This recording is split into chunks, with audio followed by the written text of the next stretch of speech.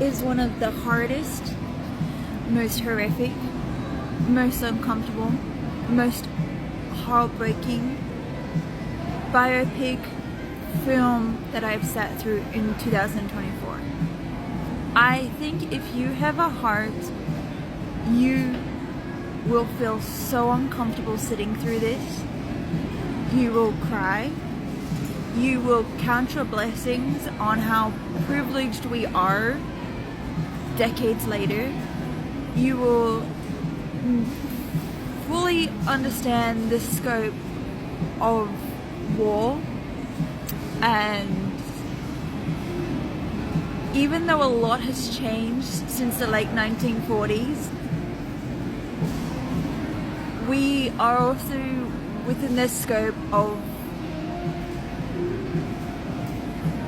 potentially living similar scenarios. I don't know who Lee Miller is. I don't know how important her photographs are.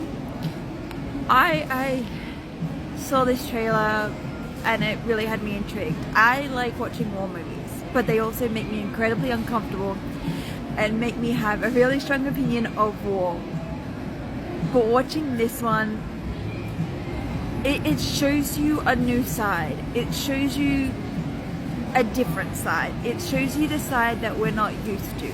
It shows you the side that we are so used to watching a soldier's point of view. We are so used to watching a government's point of view. What we're not used to is seeing a female's perspective. What we're not used to is seeing a war correspondent's perspective. What we're not used to is seeing how civilians saw World War II, how civilians saw the camps, how civilians saw that particular person's reign.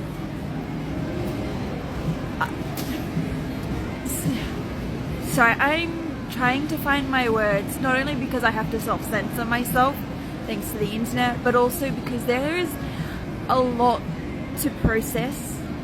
And I sat through the closing credits and I didn't walk out until they ended because I just needed that time to truly understand what I saw. So Lee is a photographer for Vogue, which for one, I did not realize how far back Vogue went with the British Vogue. I know it as a fashion magazine, but they were a lot more potentially back in the 1900s. Lee fought for her spot to be a war correspondent, to take photos, to tell her perspective of what's happening in World War II. Through her eyes, we learn so much. Through her eyes, we see her lose her friends. Being told their stories of how they were held in prison, how they were seen in a negative light, how there is two different sides to this. You've got someone who is learning the aspects of the horror when it comes to war, learning and seeing the smells, the sights, the heartache, the horrors, the things that you have to self-medicate for in order to forget. And then seeing the other side, how everyone openly said through this dialogue in this movie that his reign was a very slow build. That at that time, they didn't know any better. They didn't know they had another war on their hands. They didn't know that civilians would uprise and turn into those particular soldiers and do those particular things. How journalists were reporting what they saw, but because of the censorship at the time, it could not be passed through the media. It could not be in magazines and newspapers. How they had to be very cautious what they reported. Again, still similar to what we know in this day and age, but with a lot more restrictions.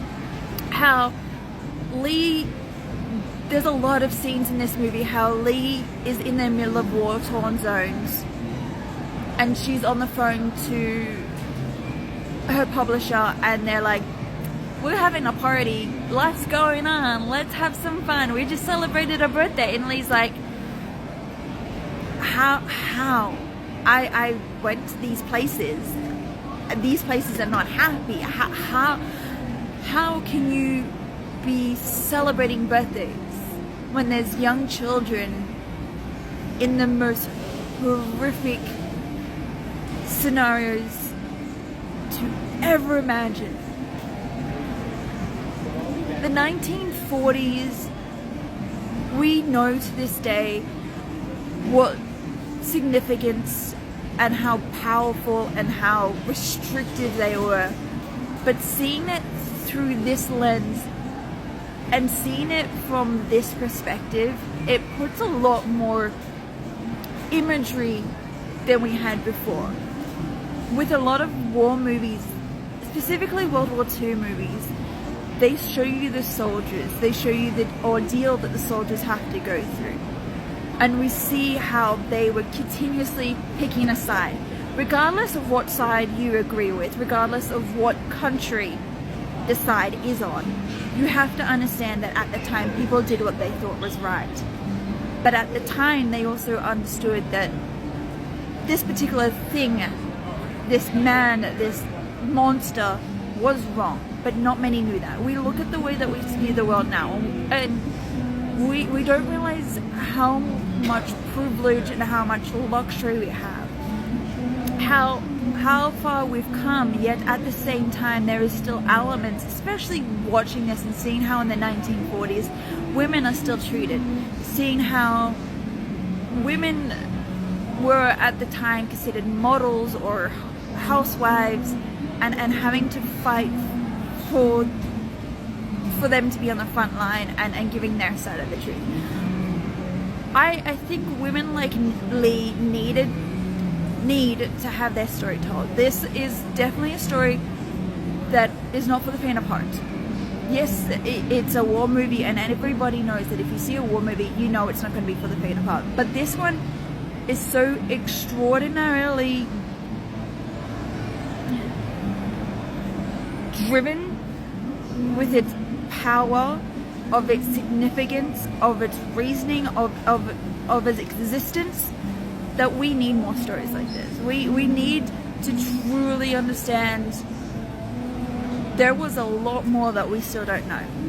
Seeing the one thing that got me the most, and there's a lot of things in this film, but one thing that got me the most is the way that the soldiers paraded themselves around in this particular man's house, his own home. They were using his drinking glasses, his drinking trays, they were using his bathroom, they were in his house moments after they heard about his death. We definitely need more stories on different perspectives when it comes to war, and this one is beautifully done, but it is not for the faint of heart. It is not for those who think they're just watching another movie. It is for those who want to learn history, those who need to understand the significance of it all, and how real and truly horrible the 1940s were, and how well and truly we are of privilege and luxury in 2024. I think what really sucks now is that I have to go to work after I finish recording this, and I am not in the right mental state to go to work. I feel like I need to find a corner and just burst out crying, because it's a lot and it keeps going until the closing credits.